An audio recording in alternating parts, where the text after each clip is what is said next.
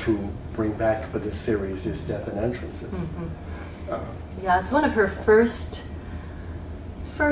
psychological ballets, and she really struggled with it. It premiered in 1943, and it has so many elements in it that are under the heading of making the mind visible.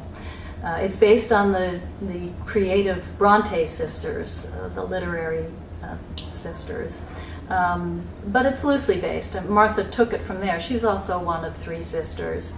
And the ballet plays out in sort of the subconscious of the older sister, who is looking for a way to escape the repression of her familial background, of the Victorian society. And this is represented with these three older sisters who see themselves as younger women. There are three shorter dancers on stage at the same time who play memories of themselves.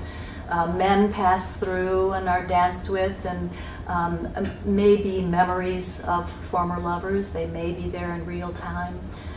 And there are objects on the stage. There's a seashell, a globe, a goblet, a chess game that evoke worlds of memory and suggest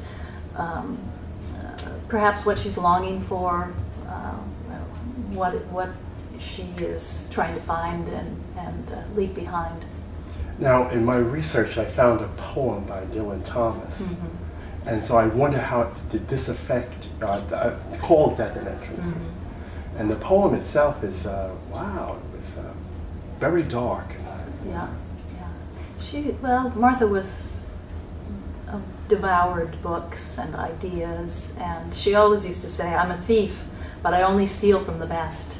So she took that title. She was really fascinated by the layers that the words of poetry can mean.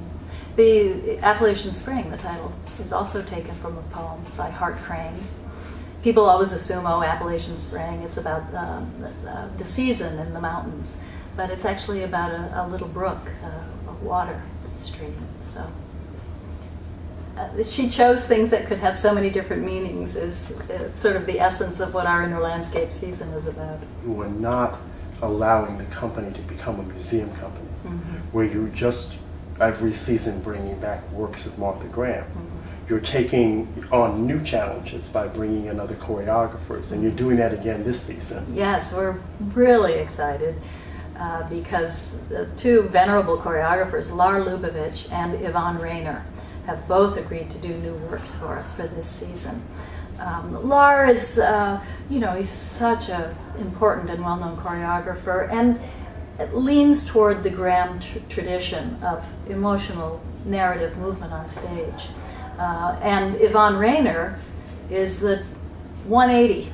She was sort of one of the queens of postmodern dance that rejected Graham in the 60s and 70s. So to bring Yvonne in to create a work for us is, I think it will send a message to audiences that we are trying many different things, and that the Graham Classic Collection can inspire a huge range of new work. Now, how many, when you say the Classic Collection, how many ballets are we talking about?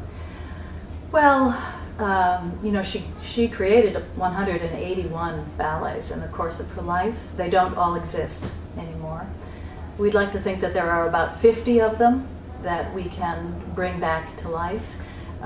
The current ongoing rep probably contains about 20, 24 of those works that are fairly easy for us to put back on stage. Artist, more than legendary, I find her to be revolutionary.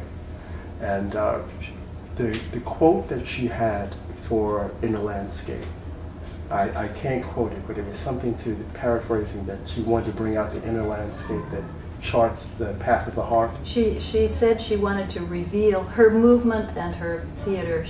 She wanted to use it to reveal the inner landscape, or to chart a graph of the heart.